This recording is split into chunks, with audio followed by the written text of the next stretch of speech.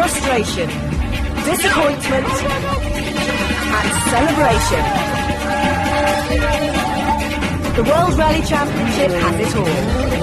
And the action and excitement just keep on coming.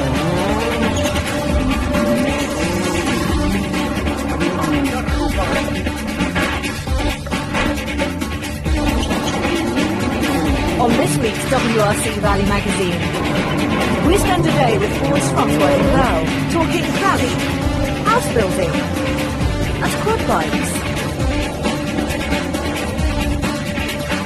Subaru's rising star Nico Hülkenberg has certainly shown that he knows how to drive a rally car, but how does he compare with his mechanics when it comes to fixing one?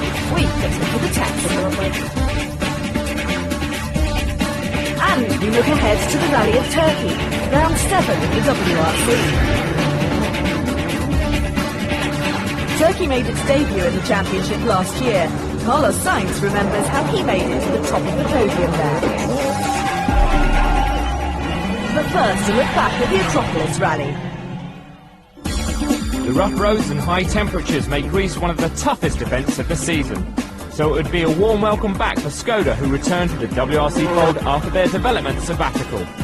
But it would be no fairy tale return for the Czech team. Armin Schwartz's hopes shattered along with his suspension on stage 3. Teammate Tony Gardemeister didn't fare much better. He was forced out on the final stage of the day with electrical problems.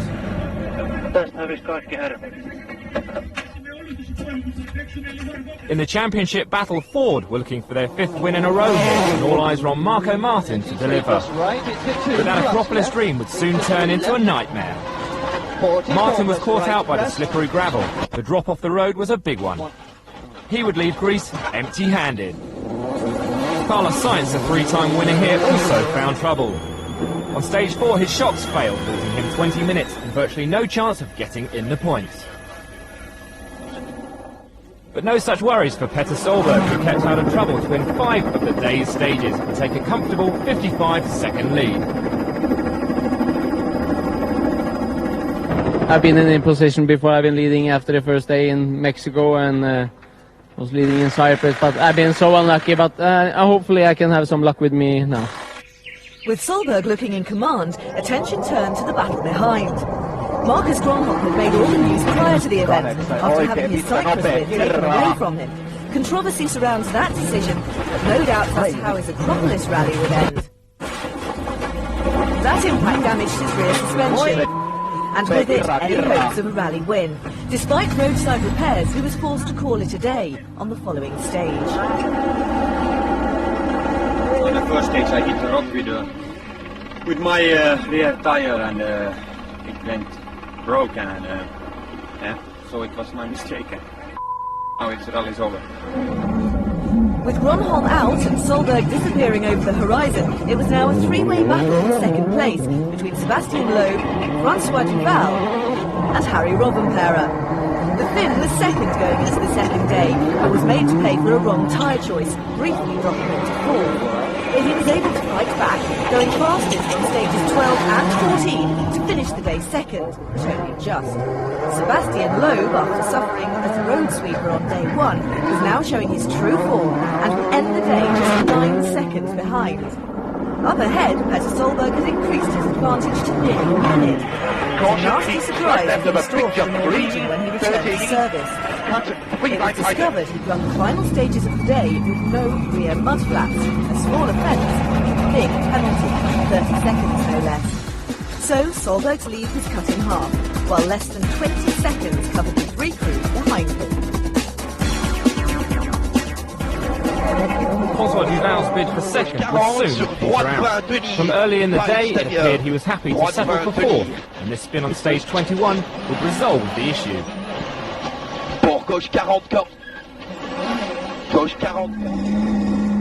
Up ahead, Loeb was really taking the fight to Rovanperä. By stage 19, he was just 0.3 of a second behind. There was now no stopping the Frenchman as he overtook Rovanperä and opened up a gap of 6.2 seconds, with only 1 stage remaining. And Rovanperä could do nothing to rectify the situation on the final stage. Second place would be Loeb's. Meanwhile, Petter Solberg was out in front and totally in control. His service crew may have made an error with the absent mud flaps, but the driver had been faultless. His championship challenge was back on track, and the team could afford to joke about what could have been a costly mistake. With or without milk flaps, it doesn't matter. It worked very well, and I must say, really happy. So it was a comfortable win for Petter Solberg, who finished 18.4 seconds ahead of Sebastian Loeb. The high attrition rate meant that only 4 WRC drivers finished in the points. Loeb maintains his lead in the Drivers' Championship. Solberg's win sees him climb above Marco Martin into second. Thanks to the performance of Loeb and Carlos Sainz, who managed to complete the rally, Citroën move ahead of Ford in the Manufacturers' Championship.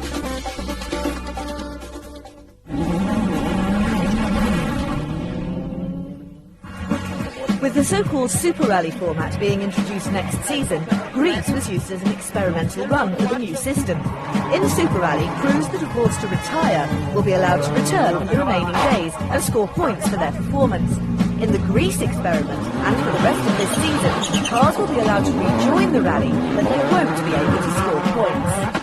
It's very positive in the sense that it really helps young drivers. For instance, if they have a mechanical problem or a small accident and the car can be repaired, you can get those guys back out there. Marco Martin benefited from this trial run. So too Daniel Sola, Armin Schwartz and Tony Gardemeister, all day one retirees. While Marcus Grönholm returned to complete day 3 after he lost a wheel on day 2. In Greece, it gave these drivers a chance for extra testing, but we decided to take the experiment further. We've applied the 2 systems most likely to be used to see if the result would have been any different. In the Asia-Pacific Championship, the normal overall WRC point system is used for cars that complete the rally without retiring. But all drivers, including those returning after retiring, can compete for additional daily bonus points. This is how the points would have been awarded on day 2, and here's the final classification. No change in the finishing order, but the bonus points allow the front runners to increase their advantage over the rest of the pack. Under the Australian Rally Championship system, points from 10 down to 1 for the top finishers are awarded after each leg of the rally, effectively 3 rallies in 1. No change in the top 4 here, but Carlos Sainz, who lost 20 minutes on day 1, would have picked up 9 points for his performance on the last 2 days. And retirees Grönholm and Martin would also have benefited from returning to the rally.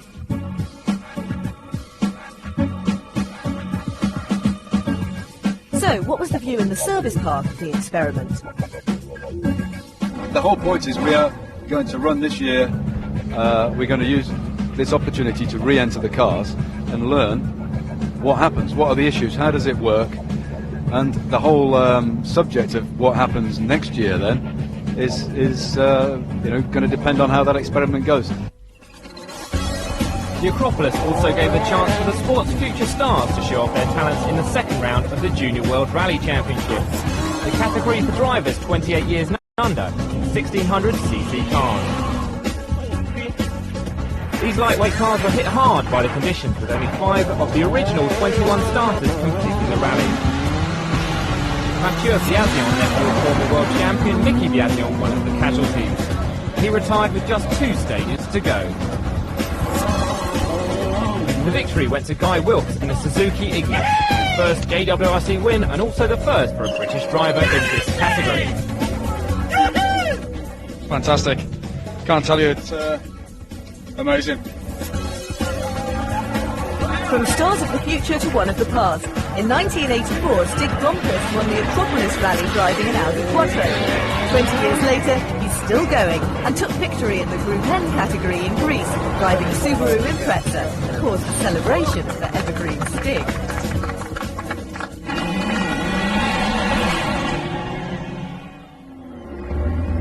Subaru's success in Greece was founded as much on the performance of the service crew as that of Petter Solberg.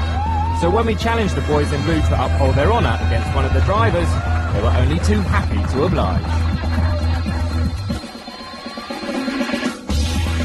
In the red corner, up-and-coming Subaru driver Mikko Hirvonen, keen to prove that rally drivers aren't frightened of getting their hands dirty. And in the blue corner, the boys who put it all back together when things go wrong. The mechanics. Okay, today's challenge, boys, is to take the wheel off, remove the front suspension strut, and then replace it. I want you to torque the wheel afterwards, stand back and put your hands up in the air. The one who puts their hands up in the air is the winner. Are you ready? Go! Nico spends much of his spare time repairing old vintage cars, so he should give his mechanics good stuff for their money.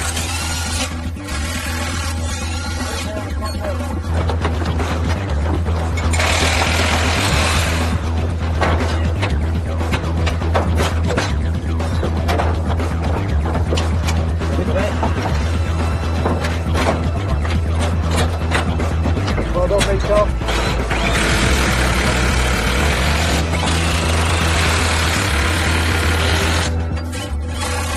The young Finn is proving that he's more than a match for the mechanics. Both teams are neck and neck.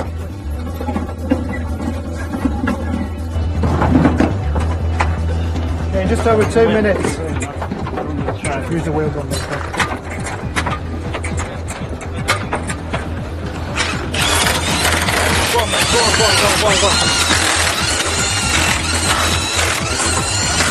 Can you talk it?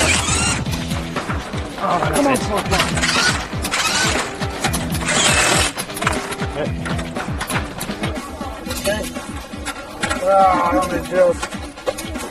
Good, but not quite good enough. The victory goes to the mechanics, but it was close. Nearly. Only 2 seconds difference. I think the boys need to brush up a bit because they do that every day of the week, and Miko, like this, 2 seconds. There's not a lot in it. So I'd like to see them drive a stage within 2 seconds of Miko. It's more like 2 minutes. Well done. I'm lucky. Well, I think it was lucky that I didn't win.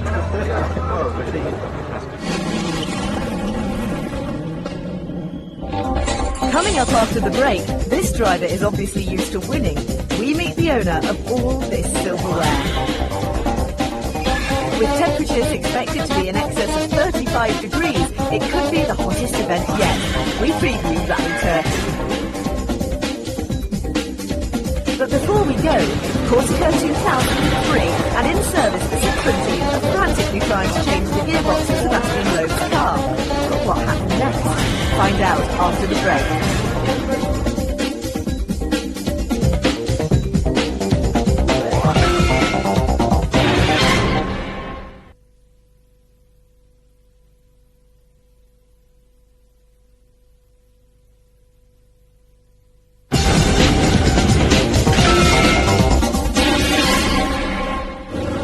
Welcome back to the WRC Rally Magazine. Before the break, we showed you this clip of the Citroën mechanics removing a gearbox from Sebastian Loeb's car. But what happened next? Yes, even the cameramen are bowled over by what these guys can do.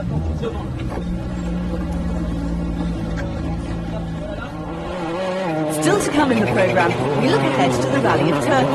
But first, let's meet a driver looking to make his mark in this event.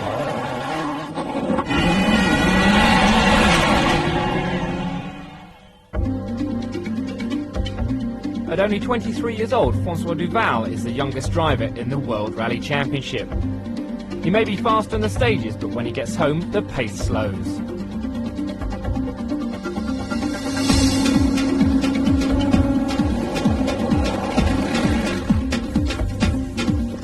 Francois lives near his father's business, a car dealership in southern Belgium, where he helps run things as well as taking some well-deserved time out.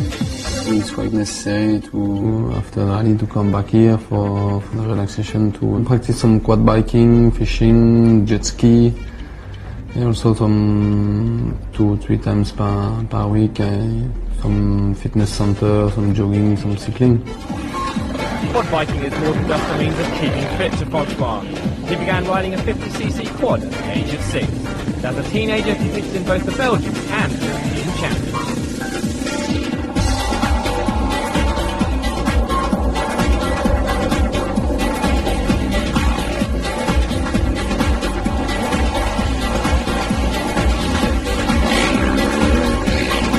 And as the trophies in his room show, he's no stranger to winning. Yes, sure, a lot of trophy, some quad biking, go-kart also, and small autocross, car cross. 3 times champion in Belgium, 2 times European Championships. I finish all the times winner. It's quite very nice machine for learning, for English, for everything. But Francois' latest project is building his new house. A former discotheque he's converting himself. This is my new house. Some 10 years ago, some big discotheques here. Now, this way, some salon. Just there, some kitchen, bar, some one room for the BB, second room for the guests. In the middle, some the swimming pool. Now, it's my room. Just upstairs, some the fitness center. And here, some the fountain for the small fish, one small bridge. It's quite nice for the lodge. Rally of Turkey will bring back their race. Last year, with a brand new co-driver in Stefan Prevost, Francois made his very first podium finish. Last year is very good result. The first time I finished inside the podium, I finished third. It's quite very good. First time with Stefan is quite difficult for the first time because the rally is quite very twisty. It's quite more easy this year because Stefan some lot experience which me now. It's quite if possible to finish inside the podium this year. Two podiums, Monte Carlo and Mexico, he's lying joint fifth in the championship. And it's more than meeting the target set by his forward boss, Malcolm Wilson. This year is very important to finish the World Rally for take some maximum points from fourth. It's possible some Marco finish all the time inside the podium and me just after 5-4-5. It's quite very good from fourth for the manufacturing championships. But when does Francois think he'll be standing on the highest step of the podium? For me, it's possible to win the next rally in Turkey or Corsica. It's quite good for me.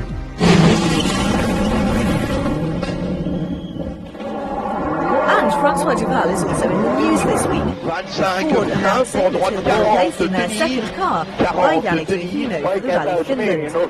Ford hope that the Finn's local knowledge will see a repeat of his performance in Sweden, where he finished fourth, scoring vital manufacturers' points.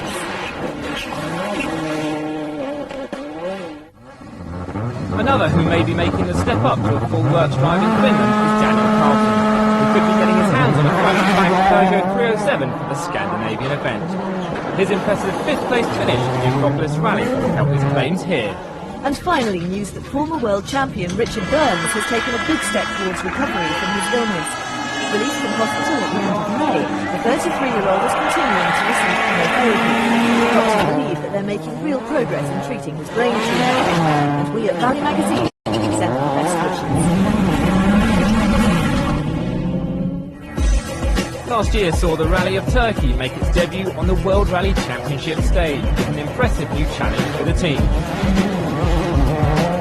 The drivers knew that it would be similar to the established rallies of Cyprus and Greece in terms of road surface and car wrecking potential. And it didn't take long for the top names to start dropping off the leaderboard. Sebastian Loeb was the first casualty, not because of the rough stages, but for a more fundamental error. He got lost and ran out of petrol. Petter Solberg's rally came to an early end, thanks to this rock.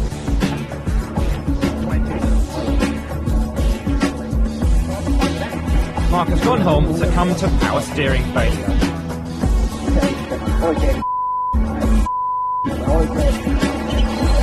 While Tommy Mäkinen lost out with a damaged suspension. To say the great man was disappointed would be an understatement.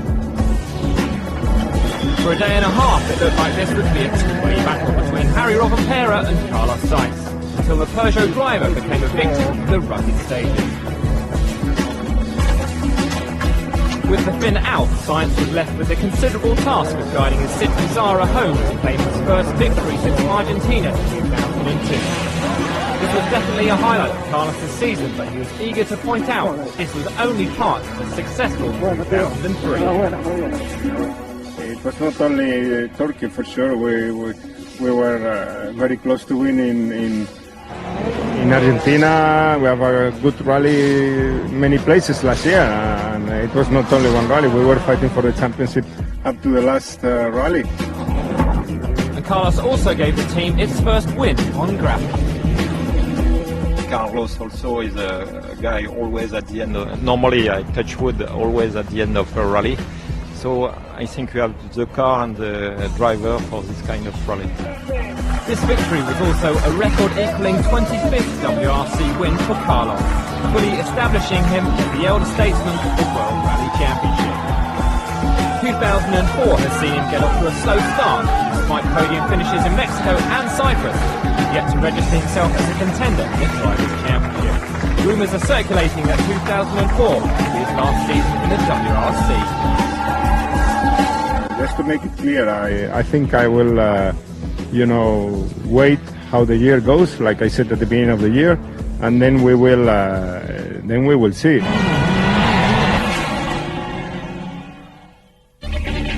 So it's time to turn up the heat as we head to Turkey and round 7 of the World Rally Championship.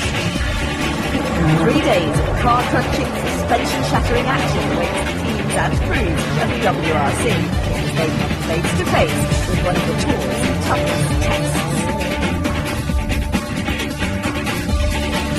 Based in the city of Antalya on Turkey's Mediterranean coast, the rally is made up of 18 stages, totaling 387 kilometres. As we've seen, Carlos Sainz took his only win of 2003 in Turkey, but the change in the calendar from March to June will mean a new set of challenges. The rally will be in hotter condition than last year. They changed the stages quite a lot, so I don't know exactly what sort of stages we are going to find, so I suppose it's going to be harder than last year. Church stages are a bit like Cyprus, to be honest.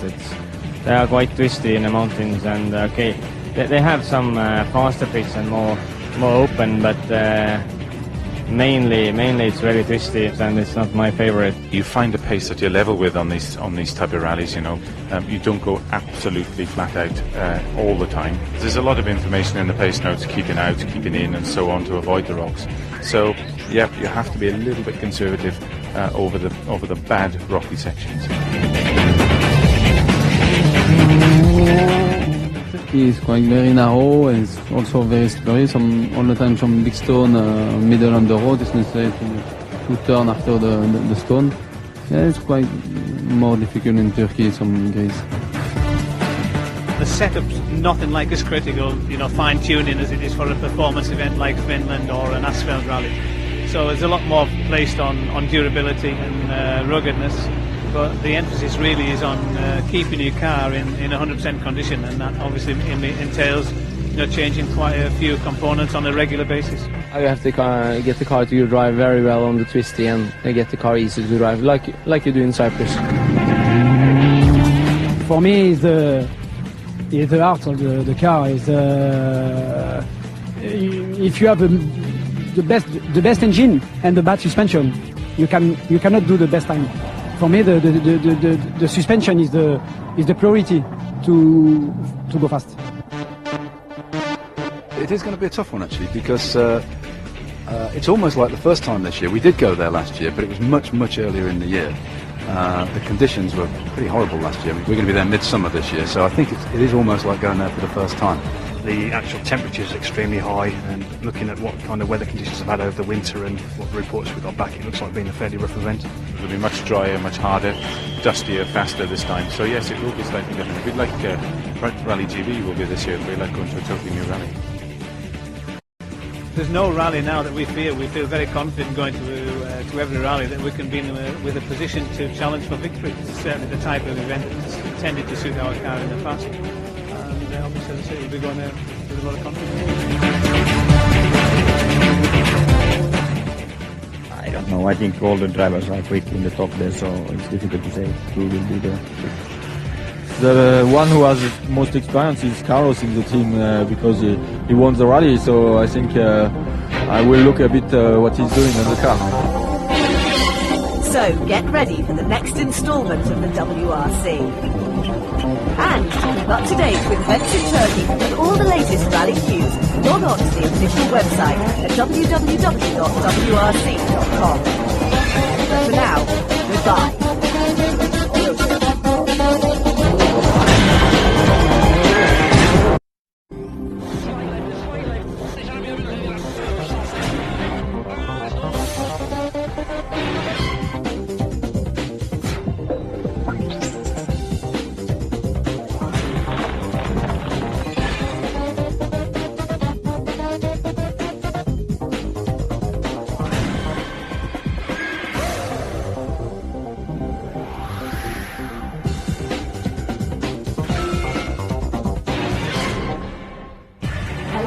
Welcome to WRC Rally Magazine, your essential guide to the World Rally Championship.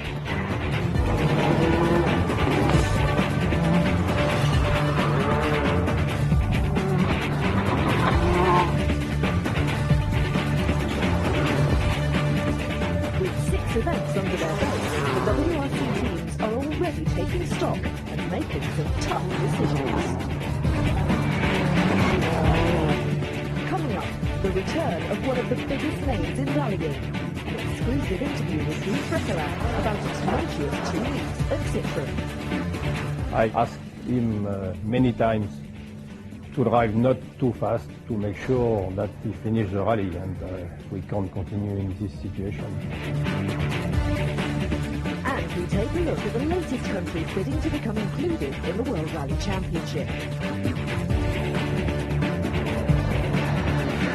Also, find out just who Peter Solberg is describing. You have a finger in absolutely every small detail. You know how the toilet will look on the service area and stuff, you know, everything. And we meet the men who bring the news, views and pictures to millions of rally fans around the world.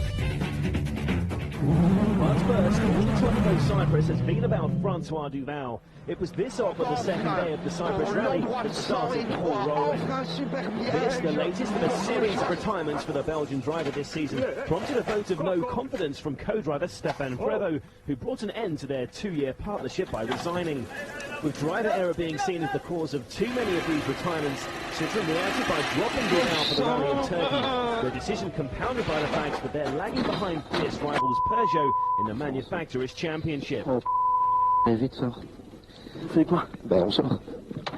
He had 3 accidents in 6 rallies, and the situation in the World Championship manufacturer is not satisfying for the moment. And I asked him many times to drive not too fast to make sure that he finished the rally, and we can't continue in this situation.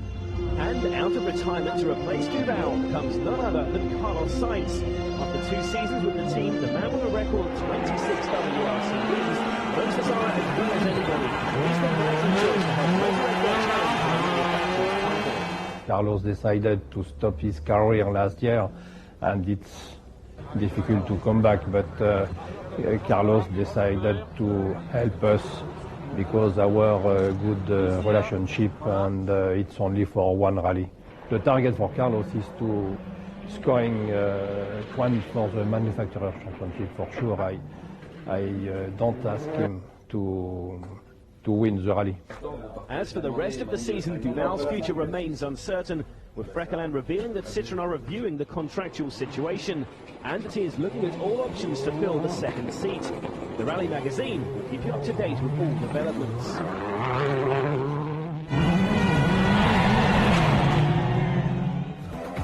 Citroën had some comfort in the fact that Rally Cyprus would see yet another triumphant weekend for Loeb, his first successive win. The world champion's dominant victory, though, was somewhat overshadowed by some outstanding privateers and the controversy surrounding his teammate. Loeb's win was never in doubt once he'd taken the lead early on day 1. He won 14 of the round's 18 stages and concluded the victory. Et gauche 80 plus, pour droite 110 et 3 entre arbre. That title racing advantage was aided by a miserable weekend for Peter Solberg. 20, need 2 left of a crash. But a blind turbo left his engine too badly damaged to continue, and he was forced to retire before the end of the first day. It was also a rally to forget for Marcus Gronholm. His Peugeot's engine expired on the very first stage, and he too the two-time world champion in his bid for this season's title. Eikä. Ja sammu koko auto. Engine stall. Engine has stall and we cannot start. Engine has stall. It was proving to be a bruising event again for all the crew, and issue drivers. Gilles Panizzi lost 20 minutes on the first stage with transmission trouble. While teammate Harry Rovanperä had constant gear shift problems, which at one point saw Tony Gardemeister catching him on stage.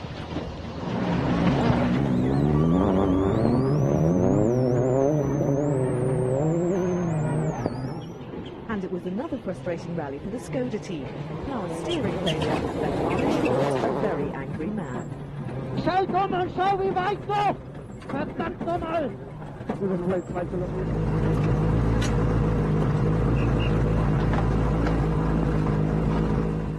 Francois Duval wasn't the only driver whose hopes went up in smoke. Production WRC leader Mark Higgins' rally also came to a fiery end. It was a triumphant event though for privateers, but Sorbo's older brother Henning was the first to in his forward focus, and he was passed by Manfred Martin with just 4 stages remaining. While Manfred Stoll achieved his best ever finish with a fantastic second place. The Austrian has been very impressive, but has yet to make an impact at the top level.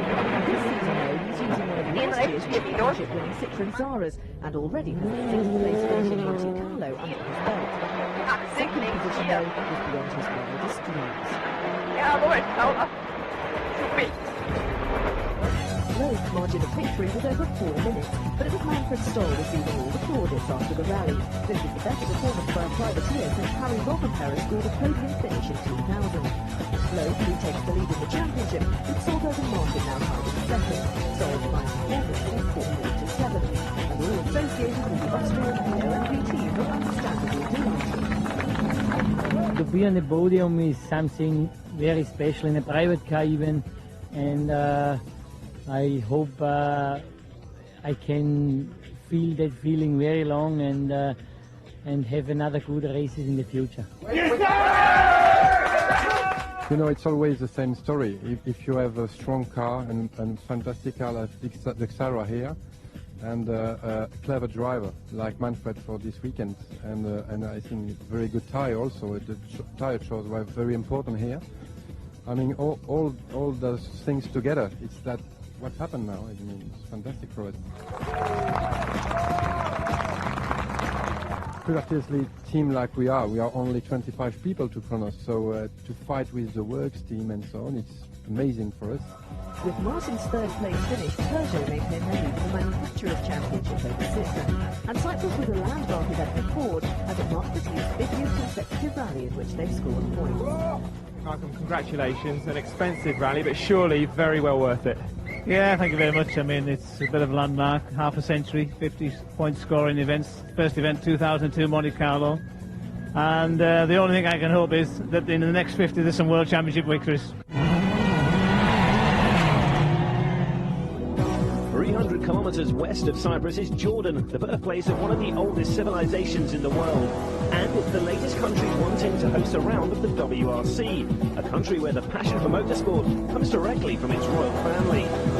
The passion, I think, we picked up from my father, the late King Hussein, who helped establish motorsports and rallying and racing in Jordan. And we feel that it's been such a great success and there's so much passion for it within the country that we're hoping not just to be the best in the Middle East, but to take the opportunity to hopefully to be able to join the WRC family and to be able to host one of the rounds here.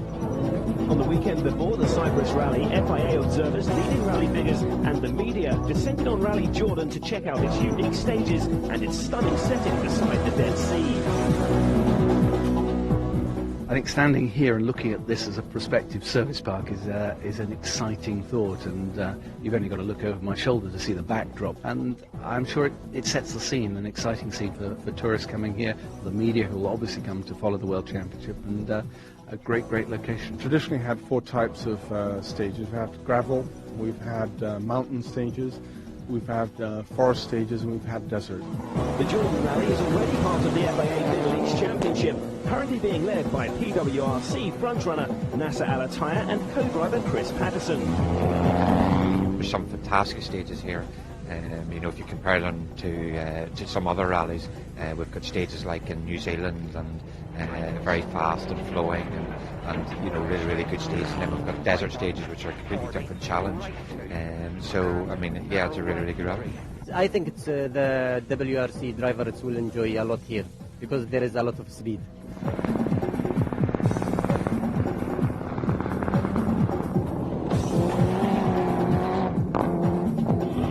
Unbeaten in the Middle East since September, Al Attiyah duly won the rally, but had it won over the FIA officials and rally observers. We think that here there are all the possible elements which can achieve what we were looking for. Middle East is a great market for the manufacturers, so we need an event here. The scenery, the roads, the place are unique. I think this event should be in the championship because this is the only event I know that the whole royal family is behind it. I mean, Prince Faisal has been with us all the time, has been showing us all the event, and I think that shows not only that this event should be in the championship, but the championship is going on the best moments in the history of World Rally Championship, because now there are 6 countries that they want to come in. So when we have 16 already, so that's 22 possible countries to make rallies. So that means that maybe we are doing some things right. We think that in a reasonable time we can come here with the World Rally Championship event, and it will be a unique event in the World Championship. On exactly the same weekend, another region of the world announced its endeavour to host a round of the WRC, Africa. Since the demise of the Safari Rally 3 years ago, Africa is the only continent other than Antarctica that hasn't a WRC event, and South Africa is hoping to change that. The recent Total Rally South Africa was attended by the president of the FIA, Jacques Regis. Currently a round of the FIA African Championship, the event observed was staged around the country's capital, Pretoria. It was announced at the press conference in Cyprus, however, that the proposed WRC event will take place on the east coast around the city of Durban. The area is known for its variety of smooth special stages in the surrounding bushveld sugarcane plantations and forests. Although unlikely to be included in the 2006 calendar, a number of observers commented that the WRC would once again be a true global series with a round on the African continent. Still to come in the second half of the show, as well as finding out everything you need to know about the forthcoming Rally Turkey.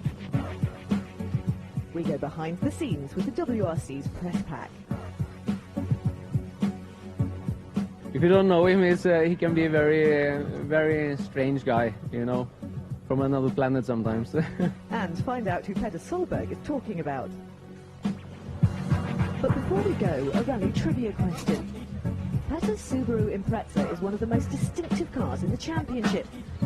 But how many stickers do you think it takes to create that look? We'll tell you the answer after the break.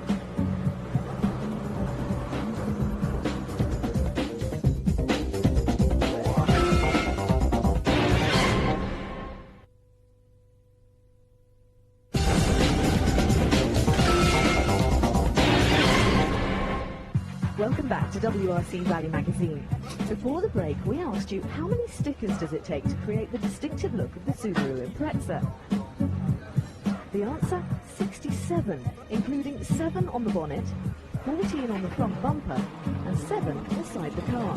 Sticky stuff.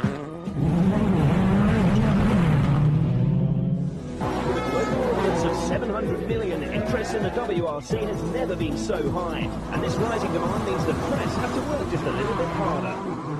My name's Colin McMaster, and this is the 10th year I've been photographing the World Rally Championship. First of all, there's 2 cameras here. I've still got a film camera, and a digital camera. And the whole world's practically gone digital because of the internet, and there's an urgency to get photographs out as soon as possible. And then of course you need a range of lenses. 14mm, standard wide angle 28, 70 to 200 zoom. Your standard lens for rally photography will generate something like 2,000 images. So you have to sit in front of a laptop and edit them, going through all the digital images, selecting the best ones, sorting out clients' websites and uploading the images.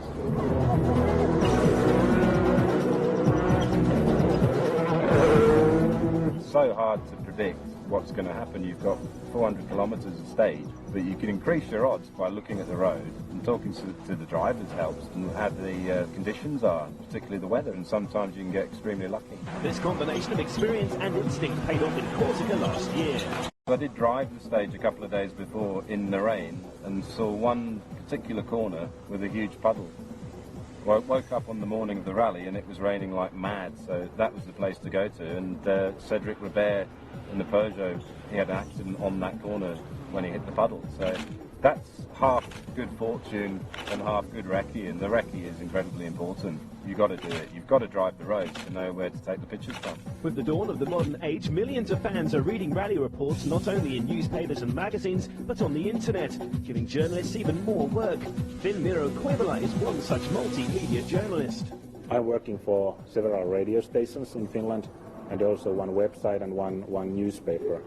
So I must do 3 reports per daily for the radios, and then few stories to paper and website. Usually I'm staying here at the press center, but of course when the cars are coming to the service, I will go there and take the interviews. I will do the interviews with Finnish drivers, and then there are French journalists, Spanish journalists, and they will do the interviews with their drivers, and then we changed what we have heard. So it's very nice to work here. And if I had time, I will also go to the stages.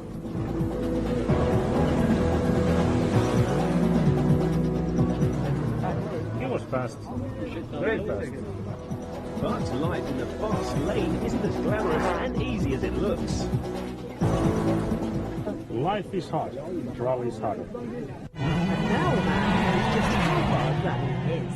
Hi, I'm Paul Howard, Operations Director for Subaru World Rally Team. Basically, I'm responsible for the whole operation, what you see behind you in the picture shop, and the operation of the team, whether it be coming to the events, looking after the drivers, all the logistics, etc. He's always in the background, and you don't see him a lot, but he's controlling the whole team, people, trucks, traveling, absolutely everything. There's so much goes into the sort of planning and preparation these days. It's difficult to sort of underestimate just how important that is. My job is to sort of concentrate on the hows. How are we going to win the championship? How are we going to win the rally? What direction should we be going in? Paul is the guy that makes it all happen. He's got a hard job. Paul Howard is the backbone of the Subaru World Rally Team. He joined the fledgling Pro Drive in 1989. To be honest, started on the car like this. Pro drivers, as I say, is not as only as developing young drivers, they allow staff to develop as well. I was always very, should I say, forthright in coming forward, wanting to take new challenges. I spent maybe 7 or 8 years actually running the cars, working with customers, working with different cultures. I spent a lot of years travelling the world, doing up to 30 to 35 events worldwide. And then we set a team up called All Stars, which I became a team manager of, and we were running 5-car teams in the World Championship, which was very successful. His experience in the customer team helped to develop another of his roles, coaching the young Subaru recruits. He's worked with a whole cross-section of drivers of every kind of level of ability as well. So he does have a natural sort of affinity for the sort of coaching side. He's very quick at getting inside the drivers' heads, and that really helps with the young guys, and Paul likes to do that. Day to day I speak with the drivers and main interface into the team. Hopefully have a relationship with them where it's quite open. I have a good relationship with him. So mention Paul, you have to laugh first, and Paul is, if you start to know him, is very funny. I normally deal with making sure their diaries are up to speed. Peter's own personal diary is a very hectic schedule, you know, and we've got to manage his performance. Petter's calendar. Exposing Petter to too much travelling, too much PR duties which are not managed effectively, means that he can't perform on the rallies. So speaking with the drivers, managing their diaries is a daily job. And also the junior drivers, to come into the World Championship and perform at an acceptable level quickly is very difficult. We're exposed to one of the biggest teams in the championship with a great record of developing young drivers. So that puts some pressure on them as well. I guess he was probably one of the first people at Subaru to notice us a few years ago and kept an eye on us. So I'm glad that he found us and now we've got this opportunity. So it's good to have him there and to talk to. He's got a lot of experience and we can learn a lot from him. It's more just analysing the overall thing rather than getting too complicated. Often with engineers and everything you can get too distracted by small things, and we just try and at this early stage keep it all simple and straightforward and try and keep on our targets. It's building a relationship with all of the team that make them invaluable, especially to the team boss.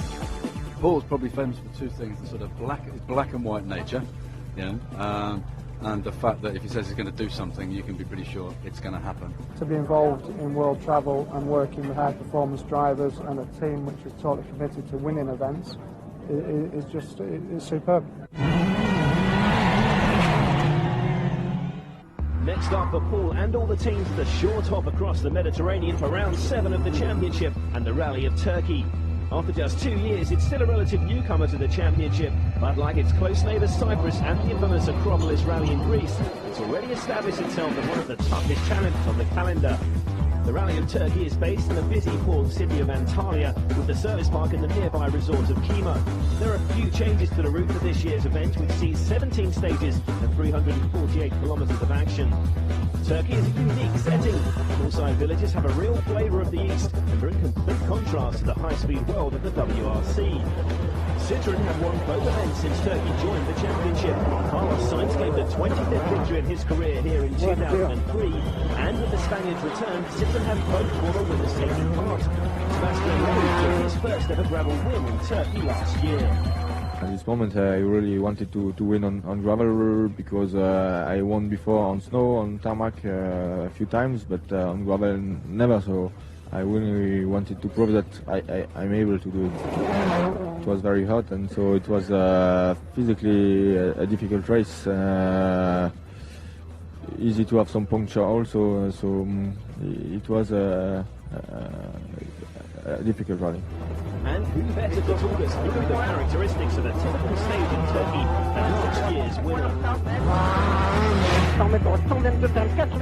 This is stage 3 from last year in Turkey. That's the stage I won. In Turkey you have to be very careful because some places are very narrow and it's a lot of rocks on the side. You have to be careful for the tires, not to break a tire, a wheel. Sometimes it can happen that the car before put a big rock in the middle, and then you cannot do anything else that to pass over. But it's an interesting ride. After Sardinia and Cyprus, this is the third consecutive rough event. And in its 2-year history, Rally Turkey has already proved to be just as much of a car breaker.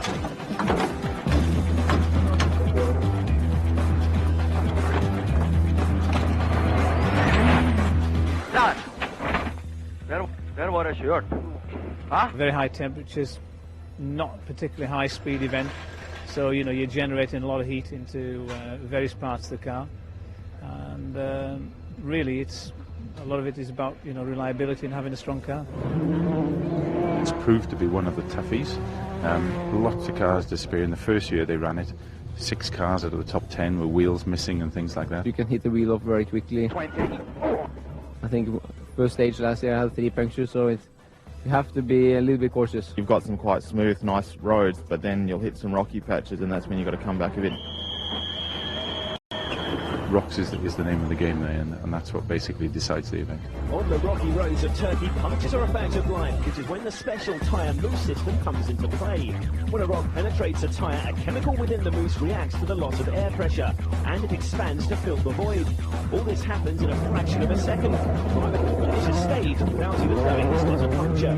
It's very important on every rally, but especially in a rough, because the chances you get the puncture are very high. These latest sort of mousse systems mean that the tyres can be designed for performance, and the mousse is there as a backup in case you get a puncture. With the mousse system, you really can go flat over everything. If it's a smooth surface, you don't even actually feel it, that the tyre's deflated. So hence the reason you'll see that people say, oh, I've had a puncture, but then you look at the time and it can still be, first fastest.